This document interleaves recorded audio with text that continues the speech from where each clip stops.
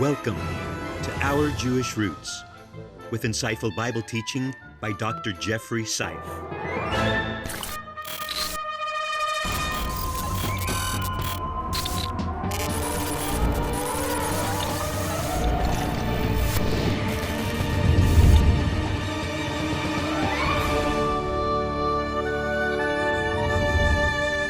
We are so glad you've joined us today. I am David Hart. I'm Kirsten Hart. I am Jeffrey Seif, and we are going to take a deeper look at the book today. How about that? That's right. The theme, Unveiling the Visions. Can you explain that a little bit? Yeah, Revelation in the Greek harks to this unveiling, this manifesting, this taking a peek behind the curtain of history to go on the quest to discover the ultimate triumph of God in history. That's what the book's about. And we've always, been fascinated with this book, right? It's because it's so different. It is. But yet, good, bad. Good and high-low. bad, right?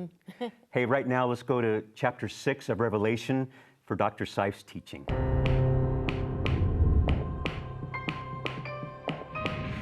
Okay, I got to ask you on the front end to be nice to me. Don't shoot the messenger. I say that because this is a tough one. Listen, the previous program was great. A lot of glory, worshiping the Lord, feeling good, looking good, sounding good, acting good. That was then, this is now. Here in chapter 6, we go from the glory to the gory. John isn't in the best of places himself. Our author is banished to an island out here in the Aegean Sea called Patmos. And from this island now, he sees things to come. He gives voice to these dispatches going global in his day throughout the empire. He sees in chapter 6 visions, the first of which is a horse, and the rider has a crown given to him, and he goes forth in verse 2 as a conqueror, so he might conquer. He sees another horse in verse 4, fiery red. The one riding on it was permitted to take peace from the earth so that people would slaughter one another.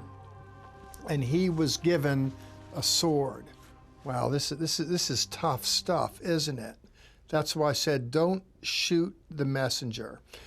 This author gives voice to a bad moon rising, and we're not done. He sees a black horse noted in verse 5, and in conjunction with that, the word goes out saying, a quart of wheat for a denarius and 3 quarts of barley for a denarius.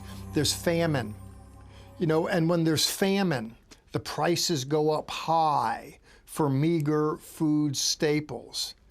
There's war and its concomitants. There's economic upheaval. Indeed, it's a tough day, and we're not even done yet. In verse 8, he sees another horse, this one pale green. The name of the one riding on it was Death, and Sheol was following with him. The rider was Death. First century apocalyptic language. There's a vision here of difficult circumstance being unleashed upon the earth.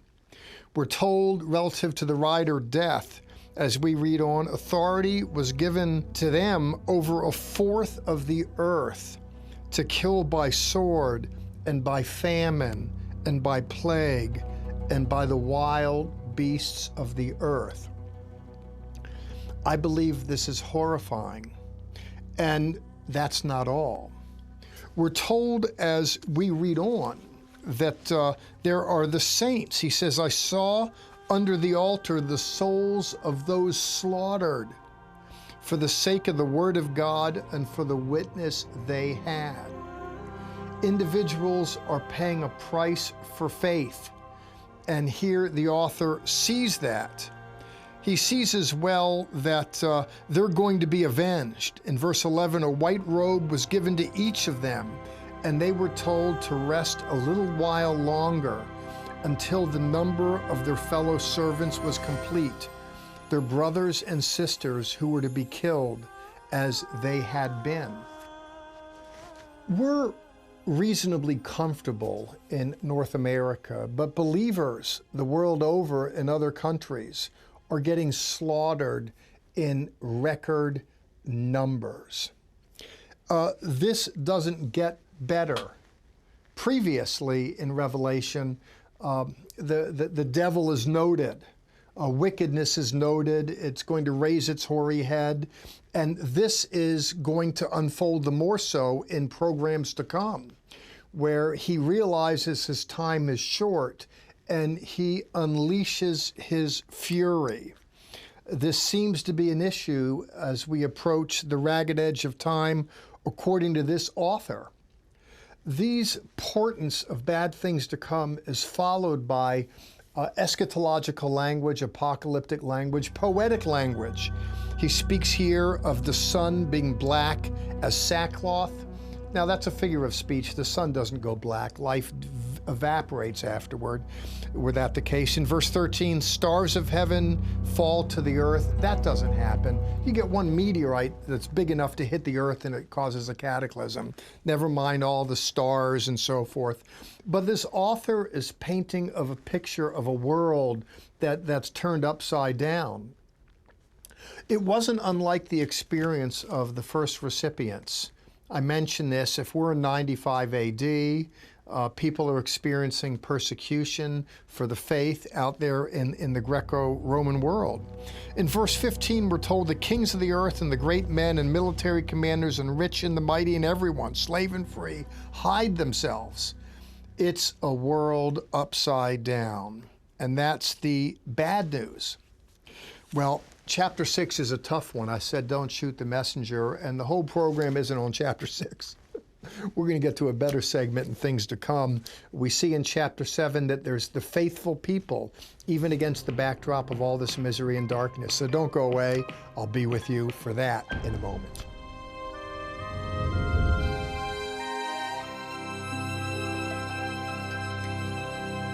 Our offer on this program is the first 3 courses in the Institute of Jewish Christian Studies, compiled by Zola Levitt and Dr. Jeffrey Seif.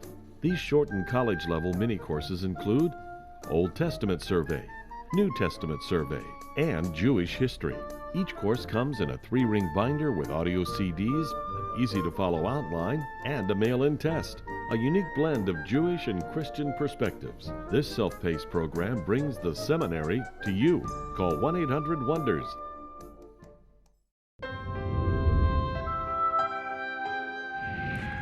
That last segment was a tough one.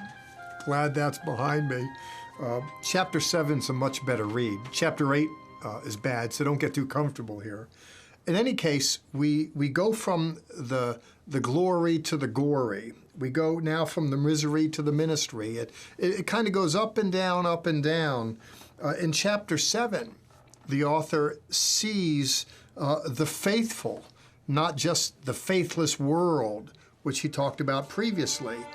And he notes in verses 4 through 8, there are Hebrews from the various Hebrew tribes. 144,000 were told from every tribe of Bnei Yisrael, from the children of Israel. So our author is here in the Aegean Sea. He sees that in heaven, he envisions a scourge on the earth, but he sees 12,000 from each tribe that are faithful to the Lord. Many people think, the Jews, rejected Jesus. Jesus rejected the Jews. That's the end of that. No, there is this resurgence, this revival. It certainly was the case in the first century, and it'll be the case in the last century as well. Well, he sees Jewish believers, and you see Jewish believers today. There's this emergence in modernity, I'm pleased to report. But not only that, in verse 9, he goes on to say, I looked and behold a vast multitude no one could count, from every nation and all tribes and peoples and tongues. It's not just Jews. These are people standing before the throne and before the Lamb. So this author in century 1, writing from here, banished as he was, all the earlier apostles were killed.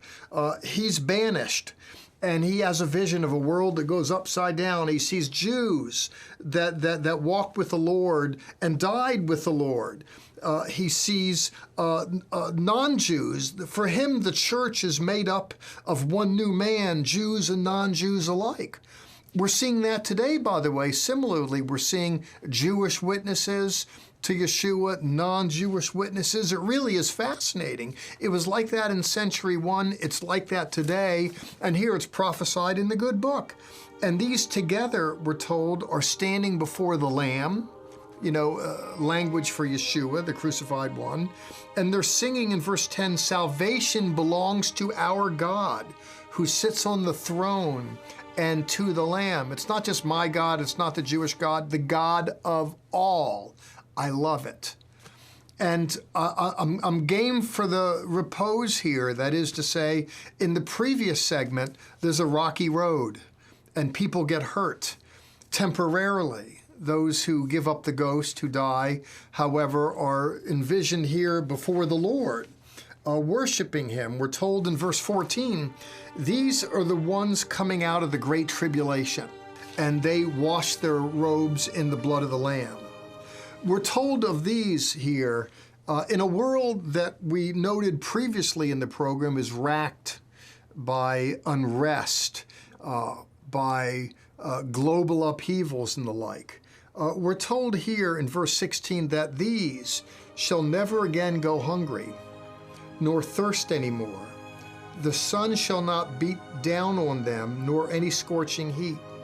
For the Lamb in the midst of the throne shall shepherd them and guide them to springs of living water, and God shall wipe away every tear from their eyes. That's a good word. That's a word that's just not prophetic in nature. It is to say, it doesn't just belong to those at the end of days on the other side of the grave. That's a good word for moderns today. And all that said, let me speak to you. You might find yourself coming out of a great tribulation. It happens. Life happens. We've experienced that life comes replete with challenges, with uncertainties.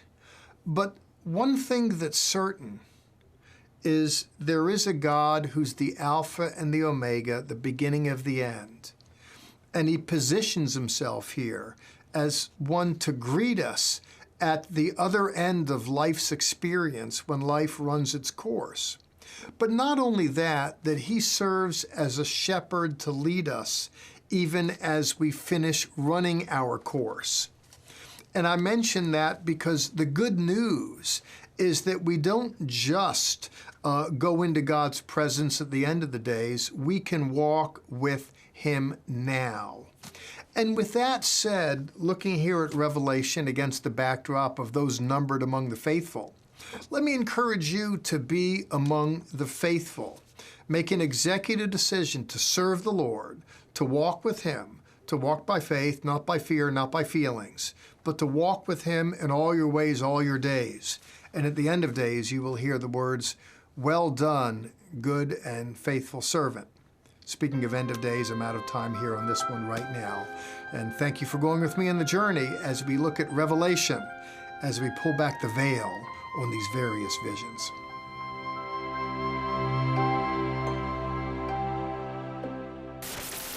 If you only watch us on television, you are missing additional content available only on our social media sites, Facebook, YouTube, and Twitter. You can always visit our website, which is home base for all of our ministry activities and information.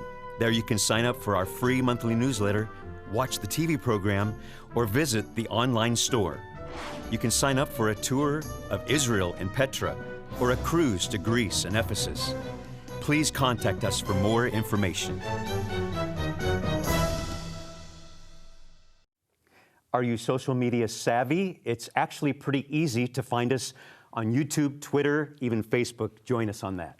In today's teaching, Dr. Seif, through the book of Revelation, has been teaching us about this wonderful revival among the Jewish people. They're putting their faith in Yeshua HaMashiach. It's amazing. In the future, but also it's happening right now. And we get to see that firsthand every time we take a tour to Israel, and we go in the fall and in the spring, and especially up in the Galilee. There's just something that's happening up in the Galilee. There's such an incredible revival among these wonderful Jewish believers in Messiah. Come with us, and we'd love to take you on a tour of the Holy Land. Right now, let's go back to Dr. Seif's teaching on Revelation.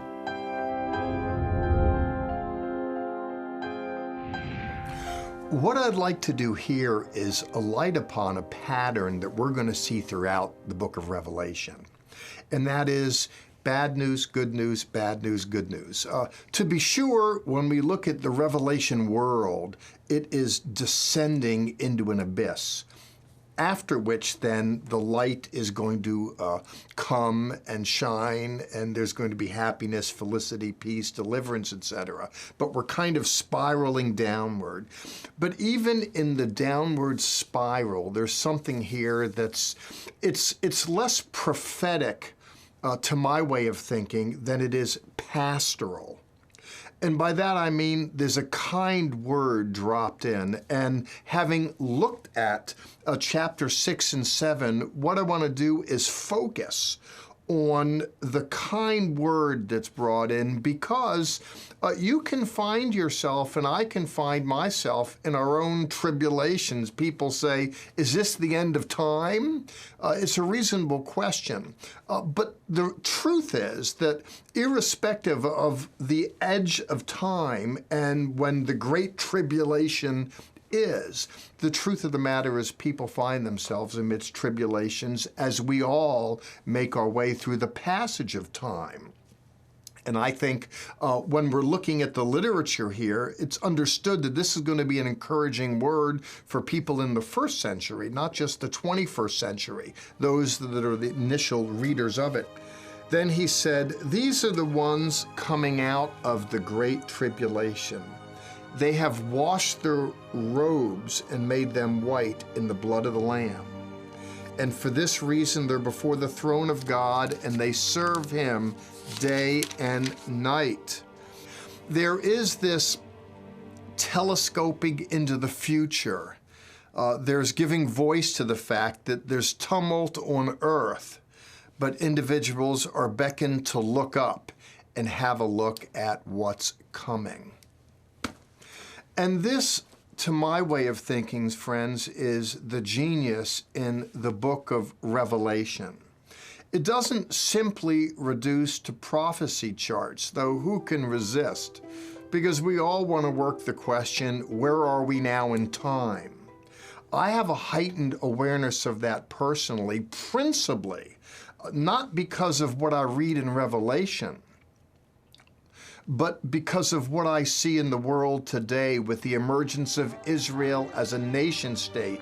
It has prophetic importance in the book of Revelation and elsewhere in biblical literature. I see that. I see a revival amongst Jewish people. That has prophetic implications.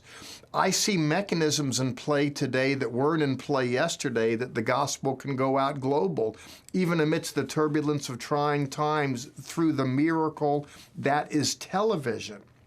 I think we're living in a day today that is in ways unlike century one.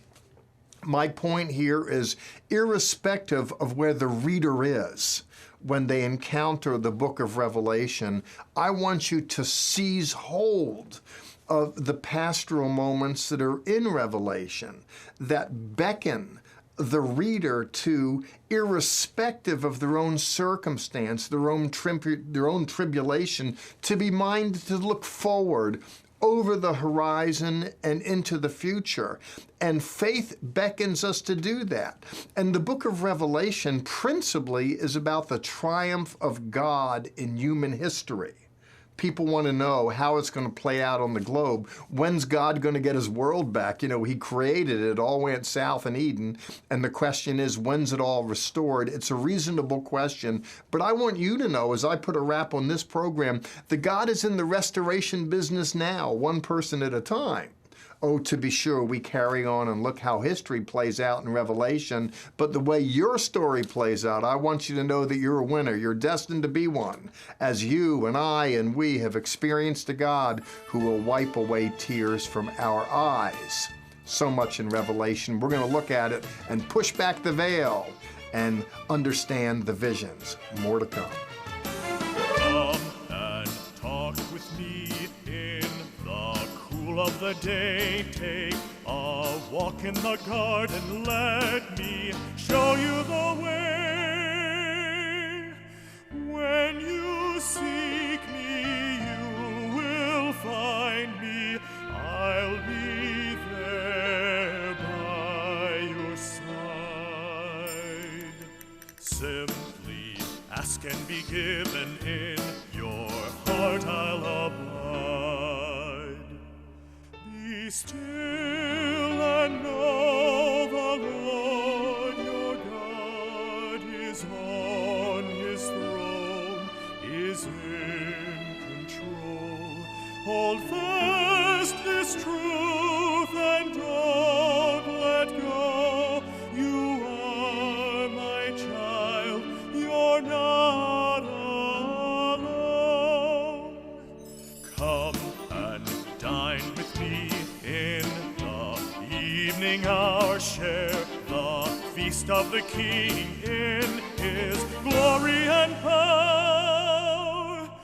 When you drink my cup, you will thirst no more. You will be fulfilled with the love of your Lord.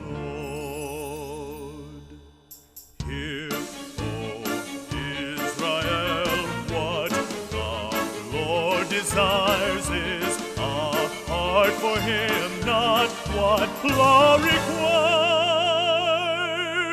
Do I need your lambs and burnt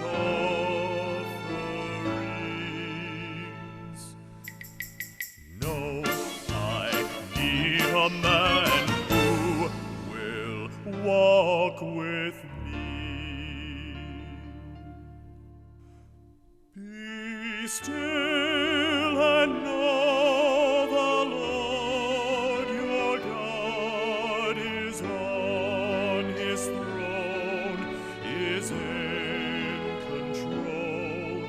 Hold fast this truth and don't let go. You are my child, you're not alone. And that was a song from our founder, Zola Levitt. Okay, Jeff, I've got to jump in a little bit. You mentioned something in your teaching, and it's a number. And it's that 144,000 number. I've heard so many groups say, that's us, that's us. Who is it? Who's the 144,000? According to literature, they're from the tribe of Israel, Hebrew peoples. And it's interesting that the Jewish people have been written out of the story. No, it's the Jehovah's Witnesses. It's this, Right, it's that. exactly. This story ends, I don't want to get to the end of the book yet, with Yeshua saying, I am of the root of David. And here we're seeing individuals of Jewish extract that are participating in the Jesus drama. And not only that, here in chapter 7, and I love it personally, and I think our viewers, I think you love it as well. That's why you watch a program that's all about looking at the good news through the eyes of the Jews. I think that you love it, but in conjunction with this, tell me about what you think here. We're told that after identifying these individuals of Jewish extract who are believers, the author says, I looked and behold a vast multitude no one could count from every nation and all tribes and peoples and tongues. That's use. I think that's a cool story.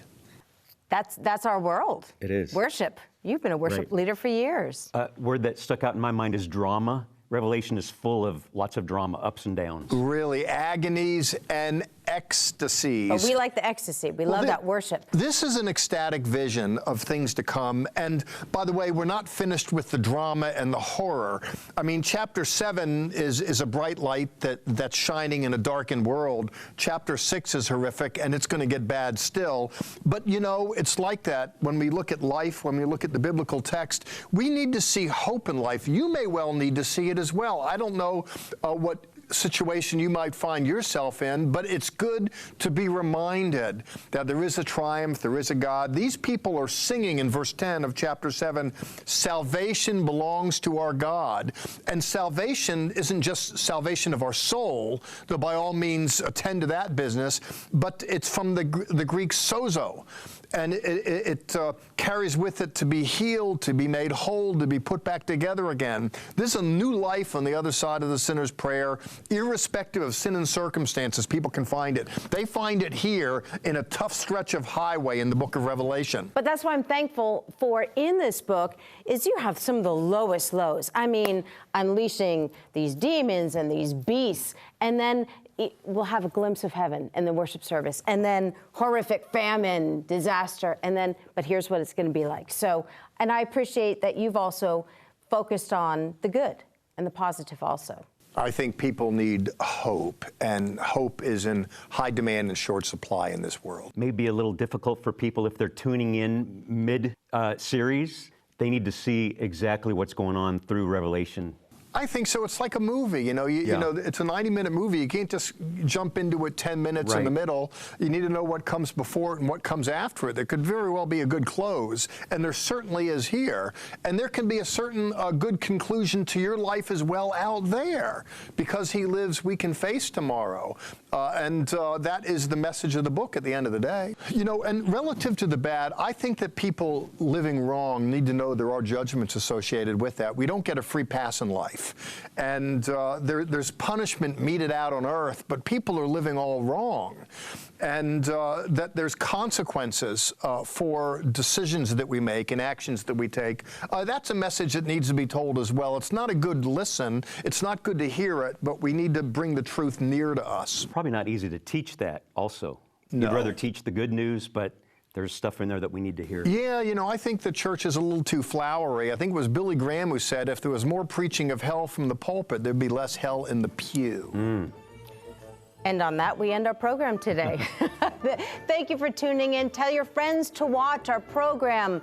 We will see you next week. Yeah, we're a lot nicer than we sound. But as you go now, Sha'alu Shalom Yerushalayim. Pray for the peace of Jerusalem. Join us right now for additional content that is only available on our social media sites, Facebook, YouTube, and Twitter. Visit our website, levitt.com, for the current and past programs, the television schedule, tour information, and our free monthly newsletter, which is full of insightful articles and news commentary. View it online, or we can ship it directly to your mailbox every month. Also on our website is the online store. There, you can order this week's resource, or you can always give us a call at 1-800-WONDERS.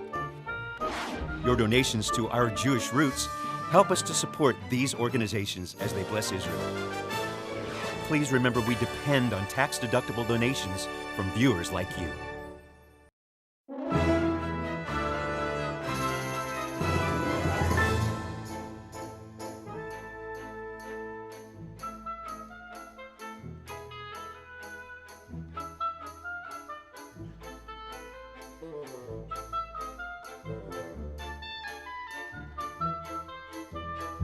This has been a paid program brought to you by Zola Levitt Ministry.